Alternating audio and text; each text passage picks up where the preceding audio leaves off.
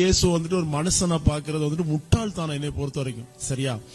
இப்போ கூட நிறைய பேர் வந்துட்டு என்ன பண்றாங்க, இயேசுவும் மற்ற, அதாவது இயேசு கடவுளும் மற்ற கடவுள்களிலே ஒருவர் அப்படின்னு சொல்லிதான் பாக்குறாங்க.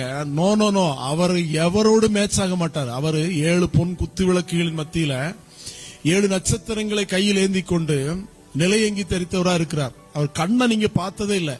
அவர் கண்ணு வந்து அக்னி ஜுவாலைக்கு ஒத்த கண்ணு. அவருடைய முகம் வந்து வல்லமையாய் பிரகாசிக்கிற சூரியனை போல இருக்குமா.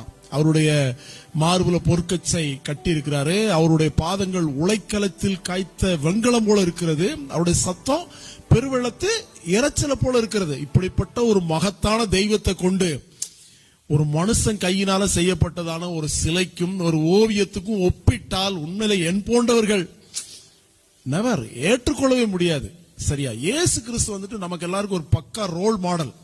இப்ப காந்தி இருந்தாங்க, அதே மாதிரி இந்த பூமியில வந்து நிறைய புண்ணியர்கள் வந்து என்ன பண்ணாங்க, நிறைய நற்செயல்களை செஞ்சாங்க. சோ அவங்களோட இயேசுவை வந்துட்டு என்ன பண்ணக்கூடாது, கம்பேர் பண்ணி பார்க்க முடியும். இயேசு தெய்வம், அவர் ரட்சகர். அவர் வந்து எல்லாருடைய பாவத்துக்காக என்ன பண்ணாரு, அவர் வந்து ரத்தம் சிந்தினாரு. ரத்தம் சிந்தின ஒரே கடவுள் இயேசு கிறிஸ்து மட்டும்தான். சரியா?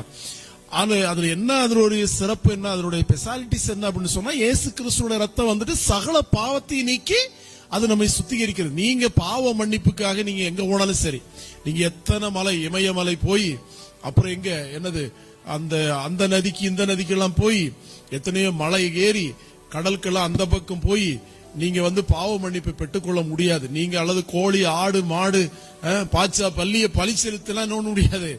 கண்டிப்பாக பாவ மன்னிப்பை பெற்றுக்கொள்ள முடியாது. பாவ மன்னிப்பை பெற்றுக்கொள்ள வேண்டும் என்னால இயேசு கிறிஸ்துடைய ரத்தத்தினாலதான் என்ன செய்ய முடியும், பெற்றுக்கொள்ள முடியும். இது வந்து இன்னைக்கு இருக்கக்கூடிய அரசர்களுக்கு தெரியுதா, அல்லது மற்ற பெரிய பெரிய இவங்க இந்த டாக்டர் பட்டம் படிச்சவங்களுக்கு எல்லாம் தெரியுதா? அவங்க எல்லாம் வந்துட்டு என்னது, ஒரு சரியா உண்மையிலேயே மூளைச்சாவு அடைஞ்சவர்கள் போலதான் என்ன பண்ணிட்டு இருக்கிறாங்க இன்னைக்கு பலரும் பேசிக்கொண்டு இருக்கிறாங்க. அதாவது இயேசு கிறிஸ்துவை அறிகிறதே நித்திய ஜீவன் என்று சொல்லப்பட்டிருக்கு. நித்திய ஜீவன் உங்களுக்கு வேணும்னு சொன்னா இயேசு கிறிஸ்துவ நீங்க என்ன பண்ணணும், அறிந்து கொள்ள வேண்டும். அப்ப இயேசு கிறிஸ்து வந்துட்டு ஆல்ரெடி ஊழியம் கொள்ளும்படியாக வரவில்லை, ஊழிய செய்யும்படி அநேகரை மீட்கும் பொருளாக என்ன பண்ண தன் ஜீவனை கொடுக்க வந்தாரு.